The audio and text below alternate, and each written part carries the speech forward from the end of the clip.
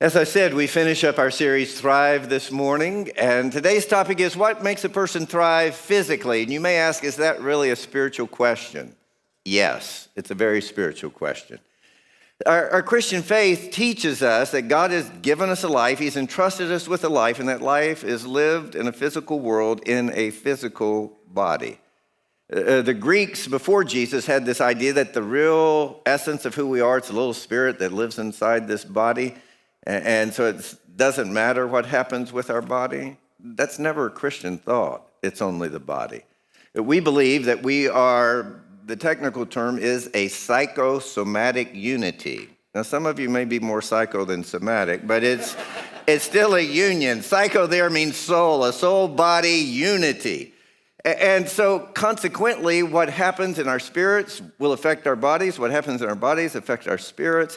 And what we do with our bodies, it's one of the ways that we please God. So where we take it, what we do with it, how we use it, how we treat it, all of that is very spiritual. So I thought it was really important that we include this topic in this series, Thrive. And I'm really, really happy that Dr. Peter Bigler is here with us. Dr. Bigler, he and his wife Carrie have been members here at our church for 18 years. He is with the Baylor St. Luke's Medical Group. He's assistant professor at Baylor School of Medicine. His practice is Agape Physicians here in the Woodlands. He's my personal doctor, and he is a great doctor. I would tell you, I enjoy going to the doctor. I do. Two reasons. One is Dr. Bigler sits down, he listens, he answers all your questions, he teaches you what you need to know, which is really wonderful. I've never asked him a question he didn't know the answer to. And here's the most incredible thing. If you have an appointment at 9:30, someone will be taking you into the examination room. Wait. And at 9:32, he will be walking into your room. It's unbelievable. So I am really glad that he's here. You're going to get a lot out of his message. Let's let him know how thrilled we are. Come on up, Peter. As we have with our other speakers, there'll be a Q&A time. If you want to send in a text to the number that you see on the screen, I'll try to use that in our Q&A period right after Dr. Bigler is finished. Awesome. We love you guys. Thanks, Rob. Peter. Thank you very much. Appreciate it. Well, good morning. Happy Sunday, Loft. Hope you're ready to rumble. It's certainly a blessing to have this opportunity to speak with you this morning, and I will tell you this, we are blessed with incredible medical facilities, incredible physicians throughout this community, and to be up here and be able to speak with you is a true honor. But I really do question, honestly, why this is here to speak on physically thriving, especially when you consider you could have had this. Little do you know, Rob's very humble. I don't always look in mirrors, but when I do, I make sure to flex.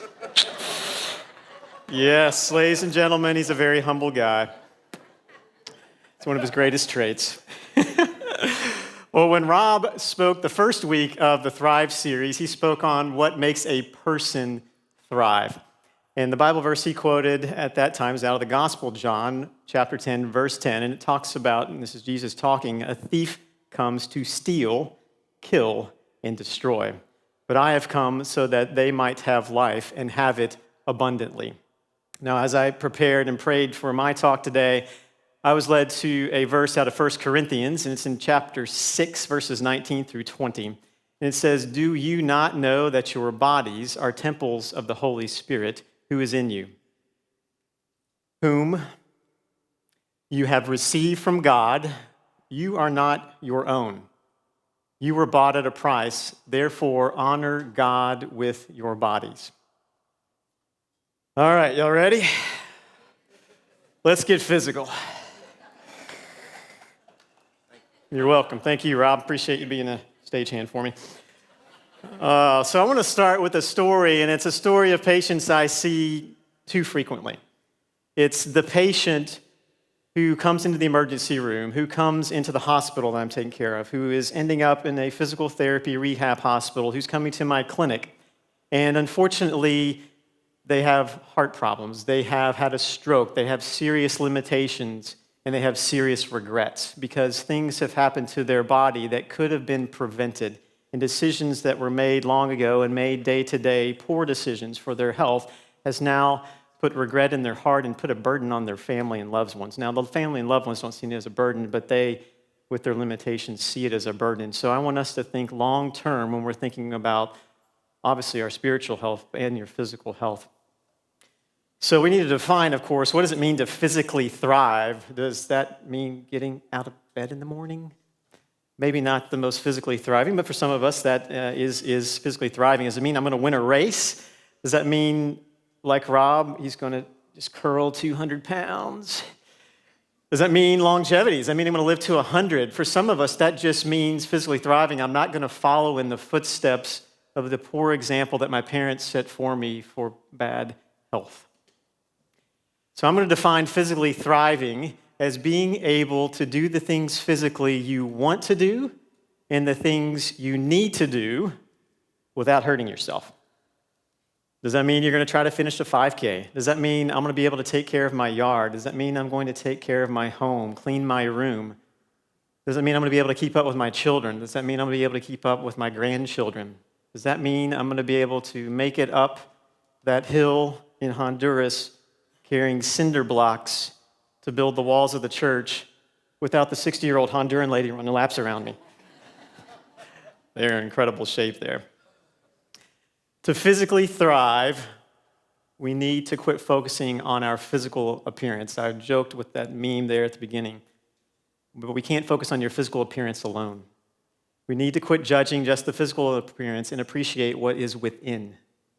Helping your neighbor, social media is filled with beautiful stories of those that have serious physical limitations and they're shunned, but they are thriving physically and making an incredible impact in their lives and in the lives of others. It's not just the outside, what you see. And what inspired me to do my first marathon is I did a little 5K, and my friend and I walked over to the finish line of the Houston Marathon, and you just witness the people that cross that line and the joy they have, number one, but the age range, the shapes and sizes of these people, it's not on the outside, it's on the inside is what is going to allow you to physically thrive. But you have to take care of yourself physically to live out your life abundantly. You must accept responsibility for your life and your decisions, your past and the mistakes you've made that may have led to some of that physical ailments I talked about early. You can overcome that, and I'll talk about that in a little bit. Now, like any good pharmaceutical commercial, there is going to be a disclaimer. Pharmaceutical rep in the house. And that is that the advice I'm going to offer, especially in the fitness section of this talk, is for those of you that are, for the most part, physically intact. But those of you that should. I exercise because I see people that just their bodies, unfortunately, were fighting against them, and some things they couldn't prevent. That inspires me to be physically fit. Some of you will focus today on what you cannot do or find an excuse to prevent yourself from doing the right thing and dismiss the key life-changing points in the talk that will allow you to physically thrive. I want you to focus on what you can do, not what you can't. Keep that word can't out of your vocabulary. All right, let's talk first about everybody's favorite topic. Food. Cheeseburgers, filet mignon, fettuccine alfredo. Ice cream, Bluebell. Thank you, Jesus, for Bluebell. Now, the official breakfast of the United Methodist Church, if you haven't read it in the Book of Discipline, it is coffee and donuts. No. Donuts, all right. Do you know that there's only one letter difference between donut and do not? And that's the letter U. So just think about that. I'm sorry, I know we serve donuts. We're going to think about that better. But Texas, we have a problem. We have a really big problem. 1 in 3 Texans are obese. And obesity has a big problem in leading to multiple chronic medical conditions. And I think what frames my mind from when I was a kid, it was imprinted in me on the commercials, and some of you may remember this, is you are what you eat from your head down to your feet. And I worry about us heading towards catastrophe as a society, trying to take care of those of us that don't take care of ourselves. I also think about a picture and a scene from the movie WALL-E. And WALL-E's a post-apocalyptic cartoon, and WALL-E is the robot who's cleaning up and ends up on the mothership where humans actually make it. But those humans are pretty much living in recliners with screens directly in front of their face, so they don't have to get up for anything. And of course, they're eating junk. We're heading that way if we don't, as a society, think about food more as fuel and not just enjoyment. So what do we need to eat to be healthy, to physically thrive? Well, 2 words, whole foods. So it's basically fruits, vegetables, and whole grains. We have to get the processed food and the carbohydrates out of our diet. Donuts, do not. Carbohydrates. Eat whole foods. Take processed foods out of your diet. There's a great video. It's an actual documentary that focuses on the incredible medical, physical benefits of eating whole foods and the life-changing benefits for those of us that have gotten behind the 8 ball with our health. I would strongly encourage you to watch the video. There's no propaganda associated with it. It's very research-oriented. When you are eating well, you have to plan ahead. Okay? Eating healthy starts in the grocery store. Avoid the processed foods. They're in the center of the store. You have to make that list and make that list healthy, and don't go down the middle of the store because that's where the processed foods are. Parents, your kids will not starve to death if they go to sleep because they didn't eat the healthy diet. I promise, they'll be fine. There's a great quote by Frederick Douglass, which states, "It's easier to build strong children," and it's not easy, but it's easier to build strong children than repair broken men. When you get to the point of adulthood, it is very difficult to overcome bad behaviors that have been laid as a foundation for your life, spiritually and physically. Parents, be strong. Do the right thing for your kids so you don't have regrets, because in 2001, that was the first year type 2 diabetes was more common in children than type 1. Let's talk about what you're drinking. And really, those of us over the old age of 18, the only thing you should be drinking is water. Water, the majority of the body, of course, is composed of water. How much water should you be drinking? Take your weight in pounds and divide it in half. And that's the number of ounces we all should be consuming per day. Water is incredibly important. I don't think it's by accident the majority of the earth is covered in water. Salt water, but The one thing that I was taught in medical school that's helpful, most directly linked, not an absolute link, to living longer is eating fewer calories. Those people that live into their 90s and to their 100s, generally speaking, eat fewer calories. For those of you that are dealing with the struggle of getting your weight to where it should be, there are many ways to do that. There are incredible apps. Most of us have smartphones. There's a great one called Noom, N-O-O-M. I usually recommend one called Lose It. Weight Watchers has a phenomenal program and a phenomenal app as well. Use your smartphone to help you. It's there with us almost all the time. So now we're going to focus on fun. And I'm going to use fun. It's another letter F that goes along with food, and what we're going to talk about in a little bit, fitness. And I'm going to talk a little bit about those of you that are dealing with chronic or terminal conditions in this area, and those of you that are surrounding these people. Being positive and staying positive affects your ability to physically fight what you're going to. And you can thrive with chronic illness. There are tons of studies that show that you will tolerate the medicines that you're on, and you will live longer and be healthier if you are positive and surround yourself with those that are positive. It makes a huge difference. So if you know someone who's suffering from a terminal or chronic illness that we can't, unfortunately, in many conditions, scenarios, prevent, be positive with them. They will physically be better and they will thrive more. All right, now we're going to talk about fitness, and I'm going to get a little sweaty. So I'm going to put my best John McEnroe on. So here we go. So I have a little surprise for you. Somewhere in this room, underneath a chair or a cushion, there is a yellow star. So if you'll stand up, just go ahead and take a peek and see if there's a yellow star underneath your seat. See if you're the winner chicken dinner.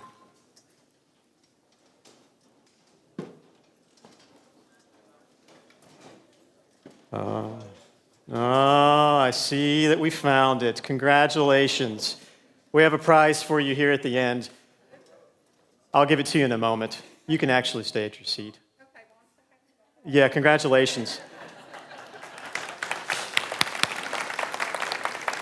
I actually did that because I can't rightfully, in my own conscience, give a talk and have y'all sitting there for 30 minutes. I just wanted to get you out of your seat. So let's talk about fitness, and let's define what is exercise, because we all have varying degrees of what is exercise and what is enough exercise.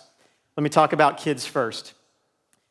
Kids between the ages of 6 and 17 should be exercising 60 minutes every day of the week. Okay? 60 minutes every day of the week. The other thing we have to do is limit screen time, limit screen time, limit screen time. It is just setting up our kids to have a very unhealthy lifestyle. I counsel a lot of parents and kids on the bad effects of the Xbox and the iPhone that they're spending way too much time on, and it's absolutely affecting their health, and it's causing them to have psychological problems as well because they're not out playing. We were made to be active, to go out and play. Adults, those of us 18 and older, what is exercise? How much should we be doing? You need to do, at a minimum, 3 hours of exercise per week. What do I do in those 3 hours? 2/3 of your time should be cardiovascular exercise, and 1/3 of your time should be a combination of stretching and core strengthening and some upper body weightlifting. Now, what is cardiovascular exercise? That even further needs to be defined. I have a lot of people that have misconceptions of what cardiovascular exercise is. Well, first we need to figure out what your goal heart rate is. So the way that's calculated is you take the number 220 and you subtract your age, and then you multiply that times 0.8, or multiply it times 4 and divide by 5. My mom was a math teacher. I'm really good at this stuff. And that is your goal heart rate for the majority of your 30 minutes at a minimum of cardiovascular exercise. Cardiovascular exercise, ideally, you're going to be doing at least 30 minutes without stopping. And you want to be within at least 10 beats of that number I just came up with. Let's say you don't have a watch or a strap that measures your heart rate when you're working out.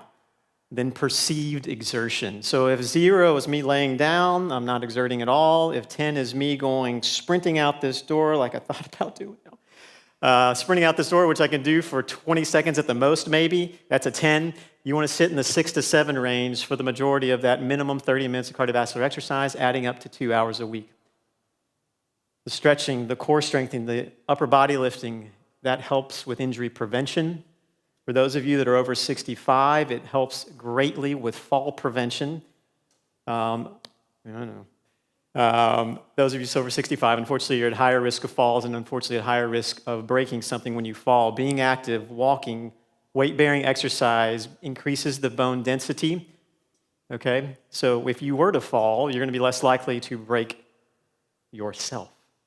So parents, let me talk to you a little bit again.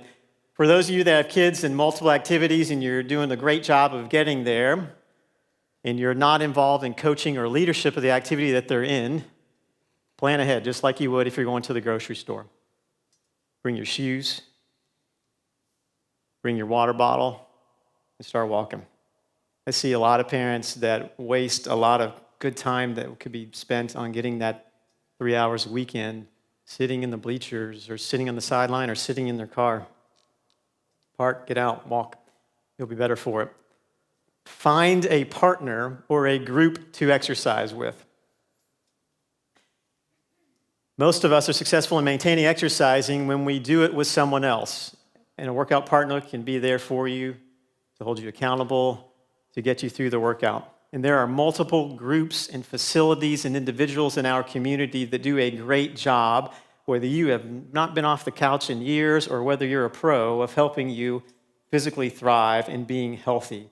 Look them up on the internet. We have a great rec ministry here at the church that has wonderful programs for adults and kids. Find a fitness app. There are great apps for your smartphone that can help you, whether, like I said, again, you're a beginner or you're an advanced pro. There are apps that will help you. So let's talk a little bit about the benefits of physical fitness. Why should I exercise to allow myself to thrive? Well, there are definitely emotional benefits. It's a great way to fight and prevent depression and anxiety. Exercise has been proven to decrease the production of stress-related hormones like cortisol and to increase the production of neurotransmitters in your brain like epinephrine and dopamine and sertraline to help improve your depression and improve your anxiety or prevent depression and anxiety. It will help you emotionally. We're all under a great deal of stress, right? I'd say a lot of us are. You will tolerate that stress better being active, as we've already talked about. Secondly, there is an intellectual benefit to exercising. There are many studies which reveal that those of us that exercise routinely intellectually perform better. In the classroom, you're going to perform better. In the workplace, you're going to perform better. Exercise helps maintain your mental sharpness. Read Staying Sharp. It's a book by David Alter and Henry Emmons. It was published in 2015. Read that book to see what has been proven through research to build and maintain a sharp, healthy, and vibrant mind. It's a great book. It's easy to read. It's not a lot of detailed technical terms.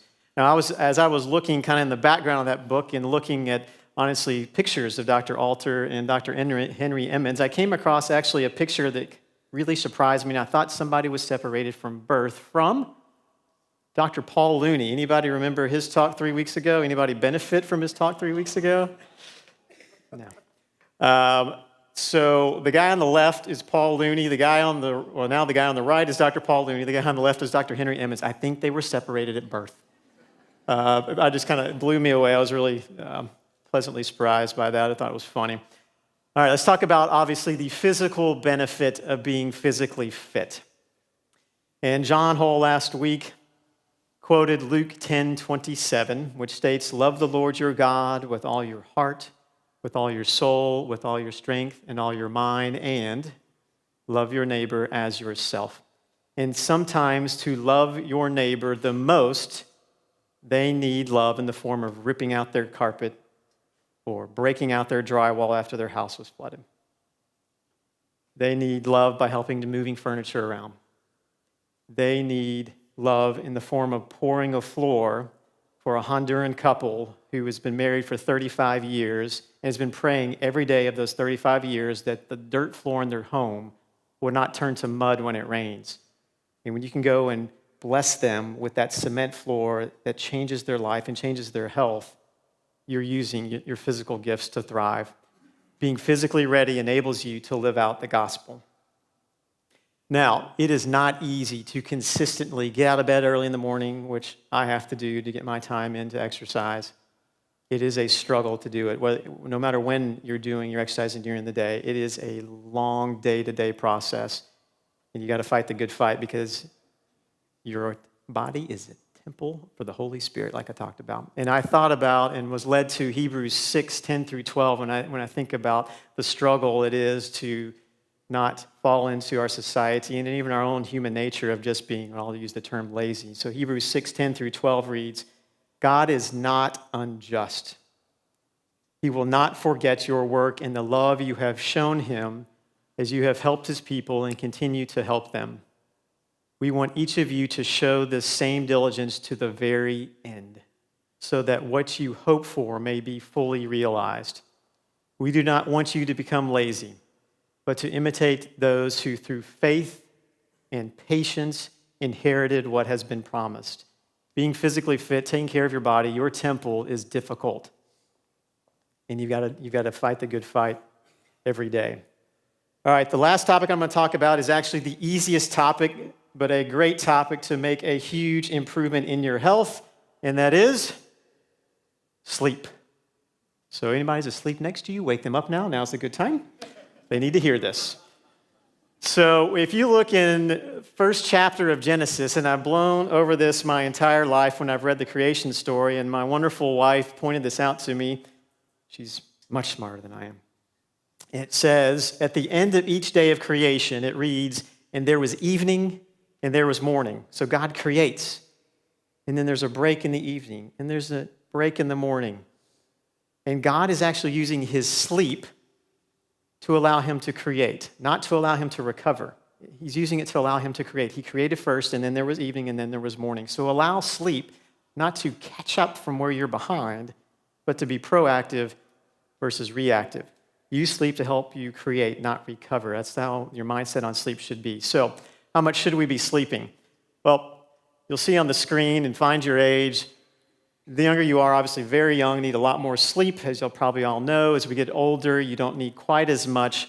But adults, for the most part, as a minimum, need 7 hours of sleep per night to be healthy. Okay? Our kids that are teenagers, I see a bunch of them in my office that really suffer from physical and emotional ailments because they're absolutely worn out, they're sleep deprived. We definitely, our youth in our community, need to be sleeping more, and I hope actually you'll go see Dr. Levine's talk here in a couple of weeks to also learn more ways to help them thrive. So if you're not sleeping, you are sleep deprived, and there are big, big problems societally that are happening because of sleep deprivation. 6,000 people per year on average die in fatal car accidents related to someone falling asleep at the wheel. We need to sleep just so we can stay awake at the wheel. 1 in 25 adults in the last month in this survey have fallen asleep at the wheel, sitting hopefully for the most part at a stoplight, and they're waking up before things get moving. You are at higher risk of dementia. You are at higher risk of getting colon cancer. Your body turns on the signal that says, feed me carbs, feed me salt. If you're not sleeping well, your blood pressure will go up. You're at higher risk of colon cancer. Sleeping is very important. That's pretty much the one thing you do for a third of your life. So it's important that you're getting your sleep. It's the easiest thing to do. The adolescents in the room are, sleep. So finally, friends, parents, grandparents, you are an example to those around you. Set the example to allow yourself and others to physically thrive.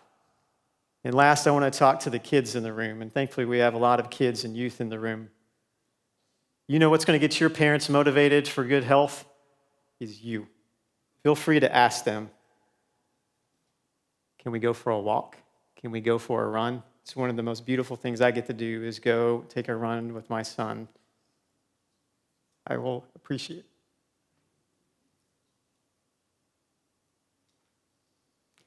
He's going to college in 2 years. I'll be really bad when he graduates high school. Okay. I'll be fine. Yeah, you know it's going to be bad when he goes to college. Okay. So in conclusion, I want you to think about food. Have a healthier relationship for food. Plan ahead. Drink a lot more water and a lot less of whatever else you're drinking if you're an adult.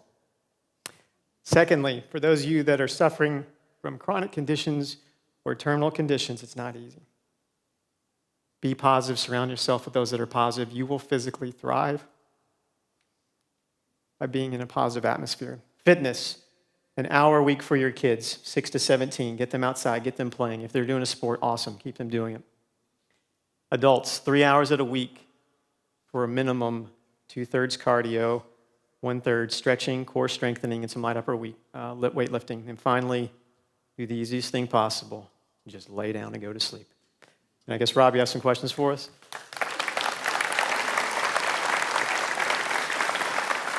All right. Thank you, Peter. We appreciate it. So we've got about 5 minutes, so we're going to hit some topics as quickly as can. One is, I thought your talk was great, but it's going to take more than 25 minutes from you or me to turn these Texans into vegans.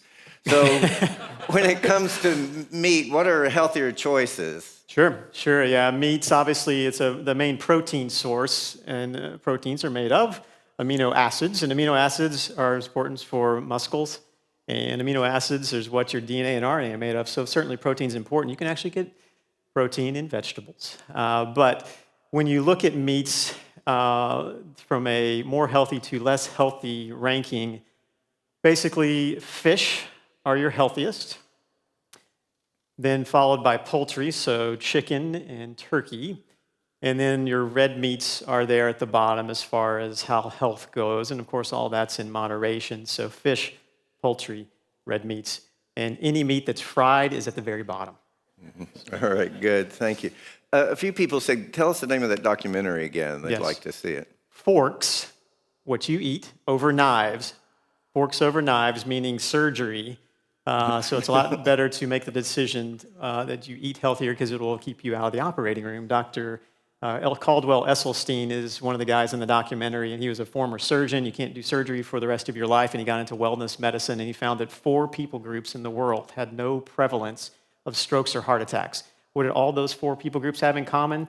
Plant-based dieting, eating whole foods. So he actually applied that to 60 patients that were given to him by the Cleveland Clinic neurology and cardiology departments who had had almost 100 strokes or heart attack in the preceding year. He took these patients, put them on the plant-based diet. There was 1 mini stroke the first month, nothing for the next year. Out of these 60 patients that have been maximized in their medical and surgical therapy, it was an incredible find, and I think it's really worth us learning about the benefits of plant-based dieting. Good. Some of the things that you said in one regard are pretty simple. Start going for a good walk every day. But it's difficult to do these simple things, right? So tell us a little bit about that and maybe what can help us. Sure. So we're all human. We all get into a pattern, and that pattern is very difficult to get out of. As I mentioned, it's better to set the healthy pattern when you're young. But realize, and the studies have shown, that just 10 minutes is enough to have a cardiovascular benefit. It doesn't take much to get yourself going and have a big benefit from a cardiovascular standpoint, from a fall risk standpoint. You still want to try to shoot to get to 30 minutes without stopping, but even 10 minutes is enough from a fitness standpoint to allow you to have a cardiovascular benefit. A lot of people who get started haven't done much. They think, I'll start going for a walk. And I think, if I understand what you've said, 20-minute walk 6 days out of 7 gets you to 120 minutes. Yes. But tell us a little bit about what speed that walk needs to be to work for us. Sure. The speed is really as fast as you can go without falling. So, I would certainly say, as I'm well into my 40s and realizing I have to warm up a lot longer before I start pushing my pace, it's really interesting if you're someone who's a competitor that we find that pretty much for every decade as you get a little bit older, you actually need to take a day that's not quite as intense to allow yourself to recover. The speed does matter. You certainly will benefit more the more intense of your workout is, but the bottom line is to make yourself healthy to physically thrive. Just go and do it at a pace that you can maintain for the length of time you're trying to do it for. Good. All right, last question, multi-part. It's the lightning round. Yes, sir. Bring it on. Healthy, unhealthy, milk. Healthy if you are still growing this way, not this way. So yeah, milk is important, of course, for bone formation and bone density. So it does a body good. Pass it on if you are still growing beyond puberty. No. Butter/margarine. Butter/margarine. It's awesome. I mean, if you put it in any pies, any cobblers, you put it between your pancakes, but not healthy, unfortunately. Neither one. No. Okay. No. Eggs. Eggs, they're a lot healthier than we thought. About a year or two ago, there's finally a study that was published that stated it really is not bad for you to have eggs. Of course, in moderation, there's cholesterol more in the yolk. It's not necessarily bad for you. You actually need cholesterol in your diet for a number of functions. So no, eggs are not bad for you. 8 cups of coffee a day. 8 cups of coffee a day. Why stop there, Rob? Because I got to sleep sometime, man. Twitching. Right. So just like most things in moderation, there actually is benefit to coffee. There are studies that are shown in those that suffer from hepatitis B and hepatitis C viruses that actually the incidence of liver cancer is lower in those that are drinking a couple cups of coffee a day. There is a limit to that, though. The caffeine, as you would guess, is a stimulant, and it starts to have issues for your blood pressure, your ability to sleep. It can even have emotional consequences. So in moderation, you can have a couple cups a day. We are a bacon-crazed society. Yes. Is that why we're so healthy? It's a gift from God, yes. Unfortunately, it's delicious, but it ain't so good for you. Bacon produces a significant amount of inflammation in the arteries. It produces free radicals. Anything fried really produces free radical. What's a free radical? Well, it's an oxygen molecule that can cause issues in your genetics. It actually can tweak your genes, potentially lead to cancer. Also, free radicals can cause inflammation within the arteries and cause them to harden. So bacon, sorry. People. Turkey bacon, though. Turkey bacon is just as bad. Just as bad. If you'll read the nutritional contents of turkey bacon relative to pork bacon, guess what? It's not that different. All right, last question. And many people in this room are no longer Baptists or Methodists, so they could drink and not have a bad conscience. Yes. So what's the deal on alcohol from a health perspective? I'll take the moral perspective later, but you do the health perspective. Roger that. Alcohol, ETOH. I really was tempted to use a little biochemistry here and show you these beautiful organic chemistry molecules of sugar and alcohol, but I spared you that. Yes. Alcohol is problematic in many ways, and I'll say the one study that has been shown with Bordeaux wine. Okay, so we're going to France. Or maybe Bordeaux style, but basically Bordeaux wine, 2 glasses a day, is shown to have a benefit as far as cardiovascular risk reduction. Now, that's in moderation. A risky behavior for alcohol consumption is more than 1 glass a day for women and more than 2 glasses a day of drinks, average drinks per day for men. If you're consuming more than 14 drinks a week as a guy or 7 drinks a week as a woman, it is considered a risky behavior because of the addiction potential to alcohol. Alcohol consumed in excess also will raise your blood pressure, will cause big problems with your ability to get to sleep and fall asleep, and of course, there are emotional problems. So in moderation, yes, Bordeaux wine. Right. Peter, I love you, and I'm thrilled you're my doctor. Thanks, Rob. Thank you. Pleasure, man. All right. Thank you. God bless you.